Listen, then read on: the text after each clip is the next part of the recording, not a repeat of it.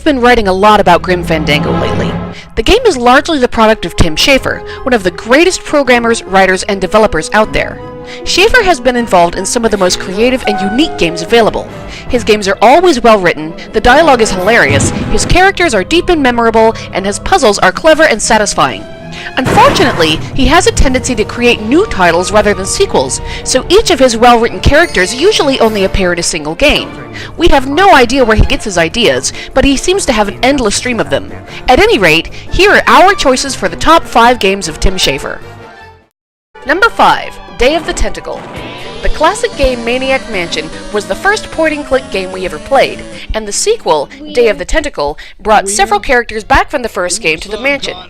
In the game, you play as 3 college students, Bernard from the first game, and Hoagie and Laverne, 2 weird newbies, determined to stop an evil tentacle from taking over the world. Their plan is to time travel back to the previous day to stop him, but after a snafu, Bernard is stuck in the present, Hoagie is flown back to the mansion in pre-Revolutionary War, and Laverne ends up in the mansion in the distant, tentacle-dominated future.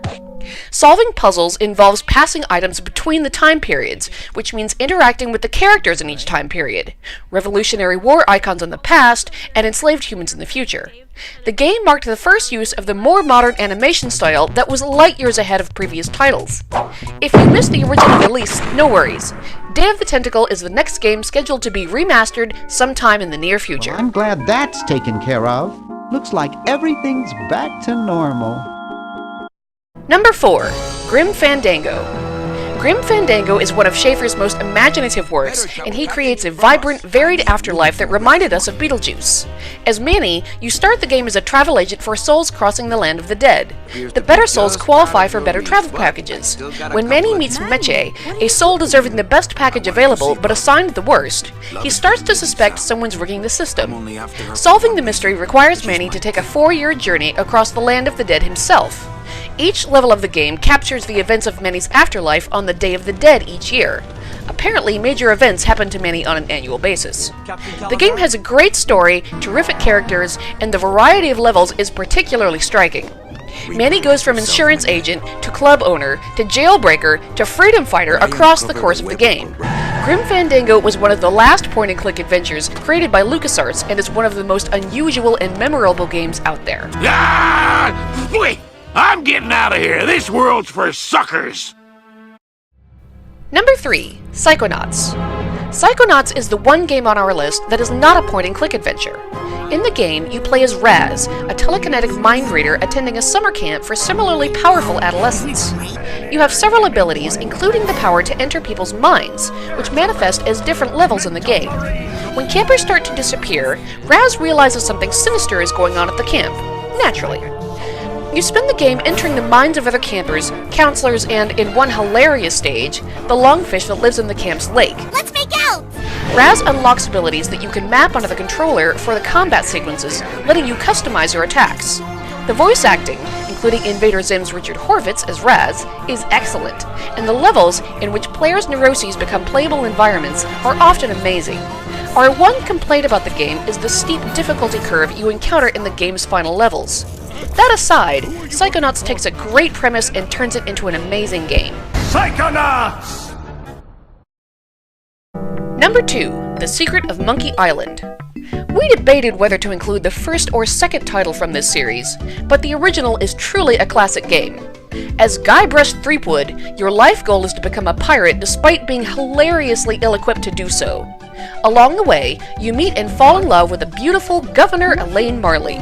She, unfortunately, is also the target of the ghost pirate LeChuck, who is every bit the pirate you aren't. When LeChuck kidnaps the governor, Guybrush drops his quest to become a pirate and sets out to rescue her. While there's a lot to love in this game, we especially love the insult sword fighting. To win a duel, you have to learn the best insults and parry with the correct comebacks. Combat does often not mix well with point-and-click adventure, but here it really does. The game spawned numerous sequels and was recently remastered. If you haven't played it yet, you should give it a shot. Preoccupied. But... Number 1. Full Throttle. While all of these games are excellent, Schafer's first solo endeavor, Full Throttle, represents his best work. You play Ben, the quiet rough-and-tumble leader of a biker game in the post-apocalyptic future. You cross paths with Malcolm Corley, the CEO of a motorcycle company, and Adrian Ripburger, his surly vice president. When Ripburger frames Ben for Corley's murder, you spend the game trying to clear your name and rescue both your gang and friends from Ripburger's corporate takeover. Ben is a unique character in Schafer's universe, in that violence is sometimes an option for him, but generally he has to outsmart his opponents. The game is solid from start to finish, particularly its final battle between Ripburger and Ben in a runaway plane. The story is great, the characters are memorable, and the finale is the most satisfying of any point-and-click title. If we could humbly recommend the next title for remastering, Full Throttle would be our top choice. We aren't sure what's next from Tim Schafer. The guy seems to have more creativity than he has time to create. We're pretty sure that Day of the Tentacle and Full Throttle will be getting remastered versions soon, and hopefully he'll finish his most recent title, Broken Age, this year. And after that, who knows? A game about an animated pizza that solves crimes? A point-and-click adventure about a giraffe princess who slays vampires? A turn-based strategy game about a blender and toaster battling for control of the kitchen? We wouldn't be surprised by anything to come out of the mind of Tim Schafer.